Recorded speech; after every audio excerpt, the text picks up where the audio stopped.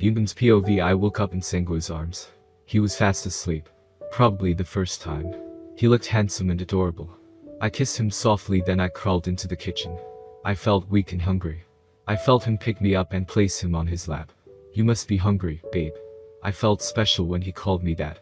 I nodded and buried my face in his shoulder. He brushed my hair for the first time. I purred softly. I love people playing with my hair. He giggled and kissed my cheek. I felt drained. He cooked whilst he held me close. I groaned and stayed close to him. He put 2 plates down and fed me whilst eating his own every once in a while. I buried my face in his shoulder and purred. He giggled and kissed my cheek. I drooled and felt sleepy again. He gave me some coffee and I drank it. Wow, you must be drained. He giggled. Are we going out today? Ah, yes. I almost forgot about that. We're gonna go shopping.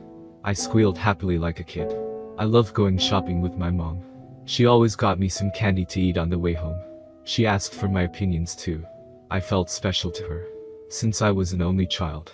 We eventually got to the store. We was shopping for some food, so I can make my favorite chicken stew. I smiled at Sangwoo often and he smiled back at me. He looked happy when I was. He suddenly pulled me into another aisle. There's a bitch over there, would you like to bring her home? I quickly nod, knowing that this will be another killing. I soon approached her and started a conversation. My name's Shunlo, you? My name's Jawoo. That was the only thing I could think of. Somehow, she bought it. She suddenly squealed and I turned to look at Sangwoo, casually walking by. Why are you excited about him? Because he's an old friend of mine. I have a secret, can you keep it?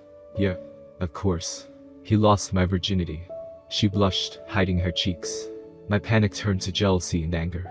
He used to be my amazing boyfriend. But he broke up with me for some reason. Hey, I'm actually visiting him, wanna come over? She hugged me. Yes. I'll go now. She rushed to her car. I walked up to Sangwoo. He came close to my face to keep quiet. Is she coming over? Yeah. Perfect. The car journey felt like it was years. I stayed silent. We eventually came home and Sangwoo cooked. He told me the secret word, so if he says it I have to go to the basement after lying.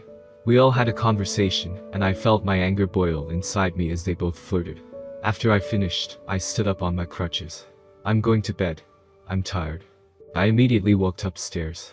I went into the basement. I stripped and waited. Soon I heard the basement door open and she fell down. Sangwoo came down after her with his blue apron on. He tied her up to the pole and came over to me. She was so confident that we was gonna fuck. She stripped after you left and kissed me. Sangwoo stopped, she even started to suck me off. Sangwoo, please. She forced me onto the floor and sat on my face, making me eat her out. I grabbed the knife, growling. He smirked and kept teasing me. I suddenly clicked. How could you date a slut? Was you dating when I was here, bum? Calm down, it's not. I stood up, ignoring the pain. I was so angry.